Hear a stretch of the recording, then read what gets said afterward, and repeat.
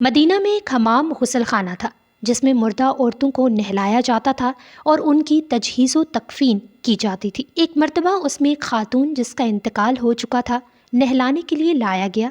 اس کو غسل دیا جا رہا تھا کہ ایک عورت نے اس مردہ خاتون کو برا بلا کہتے ہوئے کہا، تو بدکار ہے، اور اس کی کمر سے نیچے ایک تھپڑ مارا۔ اس نے جیسے ہی تھپڑ مارا تبھی اس برا بلا کہنے والی کا ہاتھ مردہ خاتون کے اس حصے جہاں الزام لگانے والی نے تھپڑ مارا تھا وہاں چپک گیا۔ عورتوں نے بہت کوشش کی اور تدبیر کی لیکن ہاتھ الگ نہ ہوا۔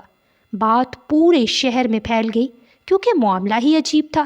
ایک زندہ عورت کا ہاتھ ایک مردہ عورت سے چپکا ہوا ہے، اب اس کو کس تدبیر سے الگ کیا جائے گا؟ مردہ کو دفن بھی کرنا ضروری ہے، اس کے لواحقین الگ پریشان ہوں گے۔ معاملہ شہر کے ولی اور حاکم تک جا پہنچا۔ انہوں نے فقہا سے مشورہ کیا۔ بعض نے رائے دی کہ اس زندہ عورت کا ہاتھ کاٹ کر الگ کیا جائے۔ کچھ کی رائے یہ بھی بنی کہ مردہ عورت کے جس حصے سے اس زندہ خاتون کا ہاتھ چپکا ہے اتنے حصے کو کاٹ لیا جائے۔ کچھ کا کہنا تھا کہ مردہ کی بے عزتی نہیں کی جا سکتی۔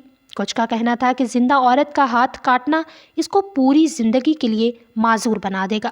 شہر کا ولی و حاکم امام مالک رحمۃ اللہ علیہ کا قدر و شناس اور ان کی فہم و فراست کا قائل تھا۔ اس نے کہا کہ میں جب تک اس بارے میں امام مالک رحمۃ اللہ علیہ سے بات کر کے ان کی رائے نہ لوں میں کوئی فیصلہ نہیں دے سکتا۔ امام مالک رحمۃ اللہ علیہ کے سامنے پورا معاملہ پیش کیا گیا تو انہوں نے سن کر فرمایا، نہ زندہ خاتون کا ہاتھ کاٹا جائے اور نہ مردہ خاتون کے جسم کا کوئی حصہ الگ کیا جائے۔ میری سمجھ میں یہ بات آتی ہے کہ مردہ عورت پر اس زندہ خاتون نے جو الزام لگایا ہے وہ اس کا بدلہ اور قصاص طلب کر رہی ہے، لہٰذا اس الزام لگانے والی عورت کو شرعی حد سے گزارا جائے۔ چنانچہ شرعی حد جو تہمت لگانے کی ہے یعنی اسے کوڑے مارنے شروع کیے گئے۔ 1، 2، 10، 20، 50، 60، 70 بلکہ 79 کوڑوں تک اس زندہ خاتون کو ہاتھ مردہ عورت کے جسم کے کمر کے نچلے حصے سے چپکا رہا۔ جوں ہی آخری کوڑا مارا گیا اس کا ہاتھ مردہ عورت کے جسم سے الگ ہو گیا۔ یقیناً اس واقعے میں دوسروں پر بے جا تہمتیں لگانے والوں کے لیے بڑی عبرت موجود ہے۔